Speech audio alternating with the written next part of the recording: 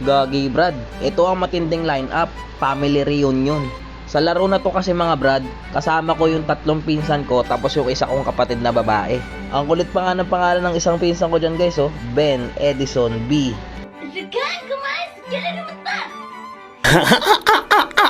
Full name mga Brad no.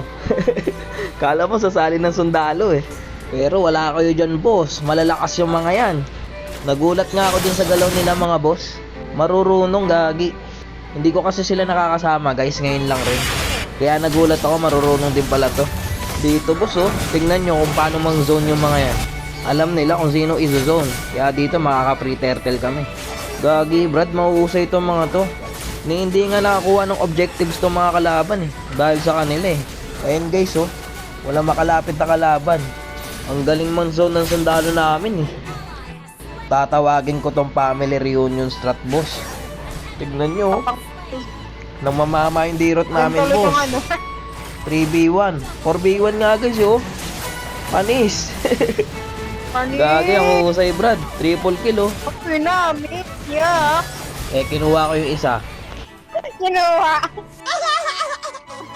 Mahuhusay talaga boss. Tignan nyo paano man drag yung Johnson oh. Pak.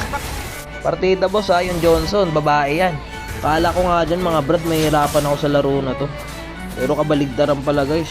May mga bitaw rin pala tong mga to. Tignan nyo dito guys kung paano pamalo up tong mga to. Sakit ko na Brad oh. Kaya ko namang one hit.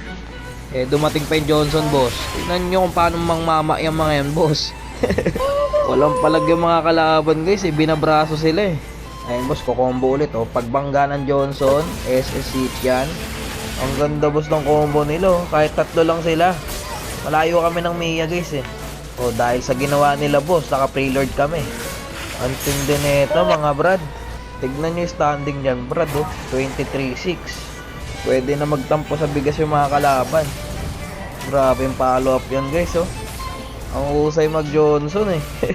Para 10 years yung lisensya eh. Wala na to, hindi naman nanalo kalaban dito guys. Endable na ata to. Ang ganda ng pasok guys.